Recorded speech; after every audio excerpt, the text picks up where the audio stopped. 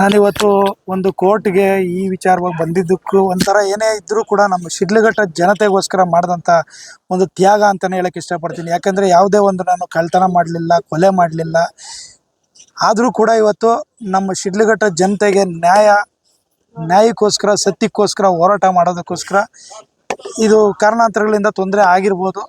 ಆದರೂ ಕೂಡ ನಾನು ನ್ಯಾಯಕ್ಕೆ ತಲೆಬಾಗ್ತೀನಿ, ಸತ್ಯಕ್ಕೆ ಗೌರವ ಕೊಡ್ತೀನಿ.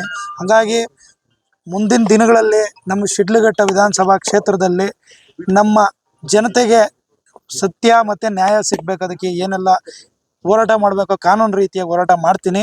ಅದರೊಟ್ಟಿಗೆ ನನಗೆ ಒಂದು ಆತ್ಮಸ್ಥೈರ್ಯ, ಧೈರ್ಯವನ್ನು ತುಂಬಿದಂಥ ಎಲ್ಲ ನಮ್ಮ ಶಿಡ್ಲಘಟ್ಟ ವಿಧಾನಸಭಾ ಕ್ಷೇತ್ರದ ಕಾರ್ಯಕರ್ತರಿರ್ಬೋದು, ನನ್ನ ತಂದೆ ತಾಯಂದಿರಿರ್ಬೋದು, ಹಾಗೂ ಅಣ್ಣ ತಮ್ಮಂದ್ರಲ್ಲಿರ್ಬೋದು, ನನ್ನ ಎಲ್ಲ ಮುಖಂಡರುಗಳಿರ್ಬೋದು, ಎಲ್ರಿಗೂ ಕೂಡ ನಾನು ಅವ್ರಿಗೆ ನನ್ನ ಶಿರಬಾಗಿ ನಮಸ್ಕಾರ ಹೇಳಕ್ಕೆ ಇಷ್ಟಪಡ್ತೀನಿ. ನನ್ನ ಜೊತೆಯಲ್ಲಿ ಶಕ್ತಿಯಾಗಿ ಎಲ್ಲರೂ ಕೂಡ ನಾವಿದ್ದೇವೆ, ನಿನಗೆ ಏನೇ ತೊಂದರೆ ಆದರೂ ಕೂಡ ನಾವಿದ್ದೀವಿ ಅನ್ನೋ ರೀತಿಯಲ್ಲಿ ಸುಮಾರು ಸಾವಿರಾರು ಸಂಖ್ಯೆಯಲ್ಲಿ ಎಲ್ಲರೂ ಕೂಡ ನಾನು ನೋಡ್ತಿದ್ದೆ. ತುಂಬ ಸಂತೋಷ ಆಗ್ತಿತ್ತು. ಅಂದರೆ ಇದೆಲ್ಲ ಆಗಿ ಏನೋ ತೊಂದರೆ ಆಯ್ತೇನೋ ಅನ್ನೋ ಥರನೂ ಅನಿಸ್ತಿತ್ತು. ಆದರೂ ಕೂಡ ನಮ್ಮ ಜನ ಎಲ್ರಿಗೂ ಗೊತ್ತಿದೆ, ನಾನು ಯಾವತ್ತೂ ಕೂಡ ಇಲ್ಲದೇ ಇರೋಂಥದ್ದಕ್ಕೆ ಯಾವುದಕ್ಕೂ ಹೋಗಲಿಲ್ಲ.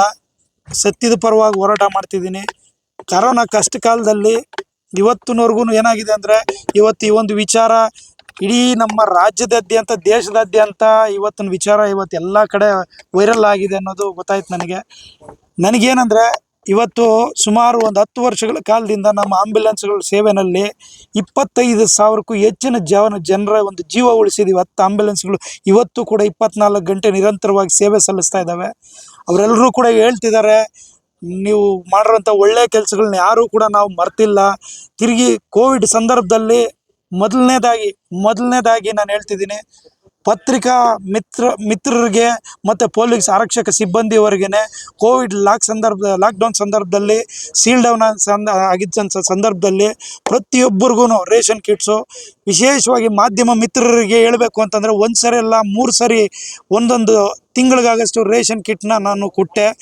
ಇವತ್ತಿರಲಿ, ಕಾರಣಾಂತರಗಳಿಂದ ಏನೇ ಒಂದು ತೊಂದರೆ ಆಗಿರ್ಬೋದು, ಆದರೂ ಕೂಡ ನಾನು ಹೇಳ್ತಿದ್ದೀನಿ, ನನಗೆ ಯಾರೆಲ್ಲ ಸಪೋರ್ಟ್ ಮಾಡಿದ್ದಾರೆ ಇರಲಿ, ಅವರು ಇವತ್ತು ಎಲ್ರಿಗೂ ಕೂಡ ನಾನು ಧನ್ಯವಾದಗಳನ್ನ ಹೇಳಕ್ಕೆ ಇಷ್ಟಪಡ್ತೀನಿ.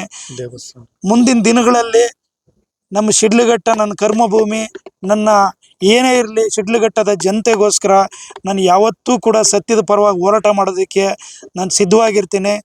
ನನ್ನ ಒಂದು ರಾಜಕೀಯ ಜೀವನದಲ್ಲಿ ಇವತ್ತು ಎಲ್ಲ ನನ್ನ ಮಕ್ಕಳಿರ್ಬೋದು, ನನ್ನ ಶಿಡ್ಲಘಟ್ಟದ ಎಲ್ಲ ನನ್ನ ತಂದೆ ತಾಯಂದಿರಿರ್ಬೋದು, ಸಪೋರ್ಟರ್ಸ್ ಇರ್ಬೋದು, ಕಾರ್ಯಕರ್ತರಿರ್ಬೋದು, ಇವತ್ತು ಎಲ್ಲರೂ ಕೂಡ ತುಂಬ ನೋವು ತಿಂದಿದ್ದಾರೆ. ಆದರೂ ಕೂಡ ಅವ್ರು ಹೇಳೋದೇನೆಂದರೆ, ನೀವು ಯಾವುದೇ ಒಂದು ಮೋಸದ ವಿಚಾರವಾಗಲಿ, ಇಲ್ಲ ಯಾವುದೋ ಒಂದು ಕೊಲೆ ಆಗಲಿ, ಇಲ್ಲ ಒಂದು ದರೋಡೆ ಆಗಲಿ, ಇಲ್ಲ ಒಂದು ಲಂಚದ ಪ್ರಕರಣದಲ್ಲಿ ನೀವು ಹೋಗಿ ಯಾವುದಕ್ಕೂ ಇದಾಗಲಿಲ್ಲ.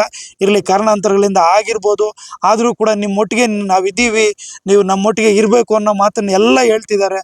ಹಂಗಾಗಿ ನನಗೆ ನಮ್ಮ ಕಾರ್ಯಕರ್ತರೇ ನನ್ನ ಒಂದು ಶಕ್ತಿ ಅಂತ ಹೇಳ್ಬಿಟ್ಟು ಈ ಒಂದು ಸಂದರ್ಭದಲ್ಲಿ ಹೇಳಕ್ಕೆ ಇಷ್ಟಪಡ್ತೀನಿ. ಎಲ್ಲ ಮಾಧ್ಯಮ ಮಿತ್ರರಿಗೂ ಏನಾದರೂ ನನ್ನಿಂದ ತಪ್ಪಾಗಿದ್ರು ನಿಮಗೂ ಕೂಡ ಒಂದು ಕ್ಷಮೆ ಕೇಳ್ತಾ ಇರಲಿ, ಮುಂದಿನ ದಿನಗಳಲ್ಲಿ ನಿಮ್ಮ ಸಹಕಾರ ಇರಲಿ ಅನ್ನೋ ಮಾತನ್ನು ಹೇಳ್ತಾ ನನ್ನ ಮಾತನ್ನು ನಾನು ಮುಗಿಸ್ತೀನಿ. ಕಾನೂನು ರೀತಿಯಲ್ಲಿ ಅದು ಏನು ತಪ್ಪಾಗಿದೆ, ಇಲ್ಲ ಏನಿದೆ ಅದನ್ನು ಮಾತಾಡಿ ಈಗಾಗಲೇ ಅವ್ರು ಹೇಳಿದ್ವಿ ನಾವು. ಅದನ್ನೂ ಕೂಡ ಅವತ್ತು ನಾನು ಹೇಳಿದೆ, ಅದು ಮಾತಾಡಿದ ಉದ್ದೇಶ ಅದಲ್ಲ. ಆದರೂ ಕೂಡ ಅದು ಬೇರೆ ರೀತಿಯಲ್ಲಿ ಆಯಿತು, ಕಾರಣಾಂತರಗಳಿಂದ ಆಗಿರ್ಬೋದು. ಆದರೂ ಕೂಡ ನಾನು ಮತ್ತೊಮ್ಮೆ ಹೇಳ್ತಿದ್ದೀನಿ, ನನ್ನ ಯಾವುದೇ ಉದ್ದೇಶ ನಂದು ಪರ್ಸ್ನಲ್ ಆಗಿಲ್ಲ.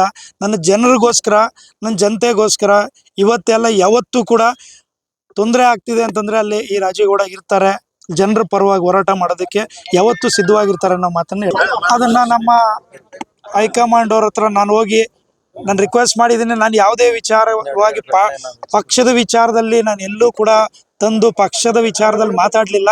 ಆದರೂ ಕೂಡ ನಾನು ಹೋಗಿ ಅದನ್ನ ಏನು ಬೇಕೋ ನಮ್ಮ ಹೈಕಮಾಂಡ್ ಹತ್ರ ಮಾತಾಡ್ತೀನಿ.